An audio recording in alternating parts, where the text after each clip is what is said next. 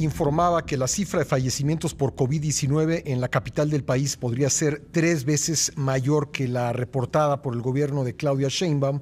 Esto de acuerdo con una investigación especial de Mexicanos contra la Corrupción y la Impunidad. La organización civil dio a conocer que tuvo acceso a una base de datos de 4.577 folios de actas de defunción registrados en 7 juzgados de la capital del país entre el 18 de marzo y el 12 de mayo.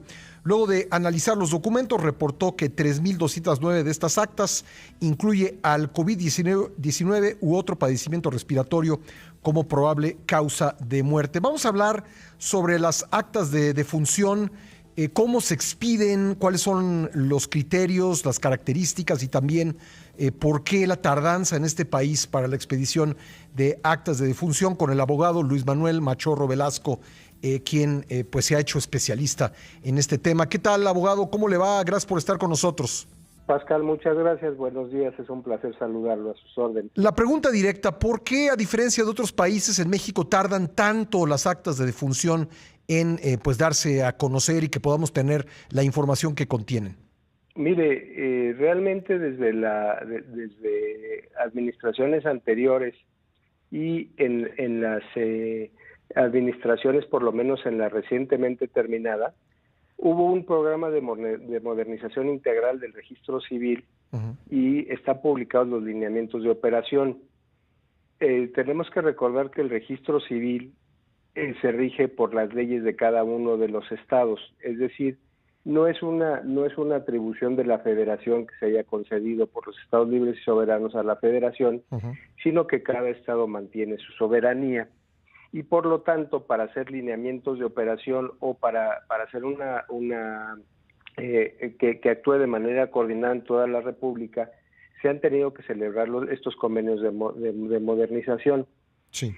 Hoy día vemos, por ejemplo, la expedición de actas del registro civil, principalmente el acta de nacimiento en los módulos, en Plaza IN, en otros distintos lugares, donde ya no se tiene que uno desplazar a Tamaulipas, sino que saca aquí el acta de nacimiento porque es un estado coordinado. Uh-huh.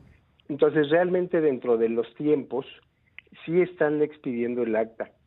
Pero lo que tenemos que tener claro que el acta de defunción simplemente vacía los datos del certificado médico de defunción, uh-huh, que ese es realmente donde está el punto donde se hace constar el diagnóstico. Sí, antes de pasar a eso, déjeme preguntarle, ¿cuánto tiempo tarda entre que fallece una persona y el dato de su fallecimiento ya está en una base de datos reportado como persona fallecida?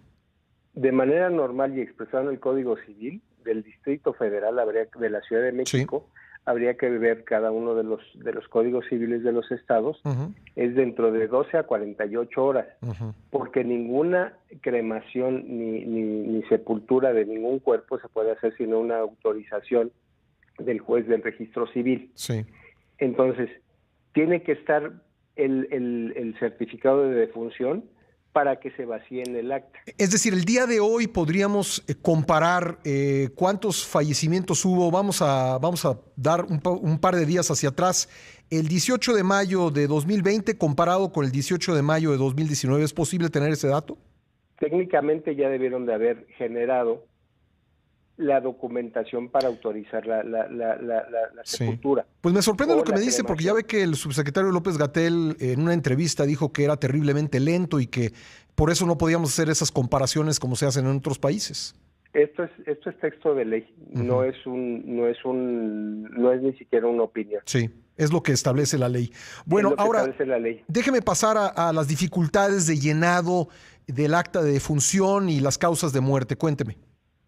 Mire, el acta de defunción realmente, insisto, en los actos del registro civil que hace constar, hay hechos y actos.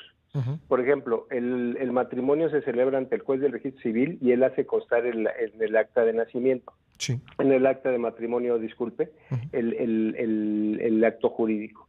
En el acta de defunción está vaciando los datos generados en el certificado médico de defunción. Uh-huh.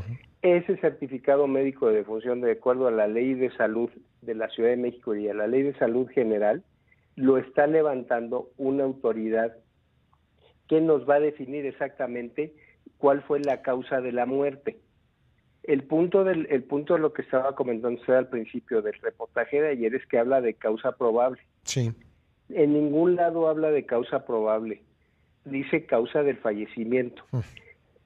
El uso de la causa de fallecimiento es precisamente estadístico y para saber los actos que la autoridad sanitaria puede realizar conociendo esa información. Es decir, el certificado de defunción que expide el médico tendría que llegar al punto de dar la causa de muerte y no la causa probable de muerte.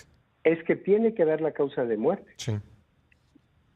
De hecho, en este programa que le digo de las reglas para la modernización, les dejaron más campos a los médicos para que se pudieran explayar en el tipo de enfermedad.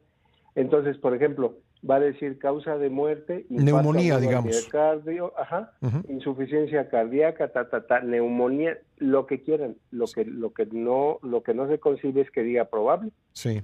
No debiera decir probable. ¿Quién diagnosticó? En el momento en el que el médico o el especialista en la salud, que así dice la Ley General de Salud Federal, el especialista, pues están haciendo un diagnóstico y el diagnóstico falleció como consecuencia de una enfermedad. Pero, por ejemplo, decir uno de los análisis clínicos que diga probable positivo, pues ¿qué nos dice? Pues sin nada. Es probable, ¿no?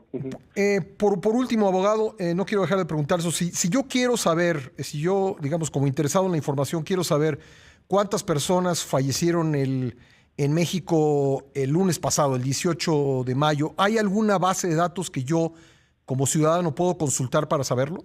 El acta de defunción es el único documento que tiene fe plena. Sí. Es decir, nosotros lo que tenemos que creer como ciudadanos es la verdad legal, es lo que viene en el acta de defunción que habitualmente conocemos todos. El Código Civil autoriza que se respalde esa información en sistemas electrónicos que van a dar la conectividad con todos los lineamientos que venimos platicando.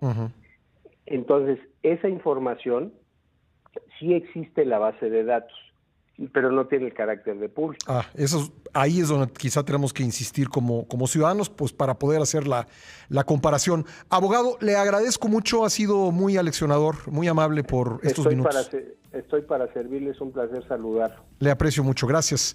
Gracias a usted, Pascal. El licenciado Luis Manuel Machorro Velasco.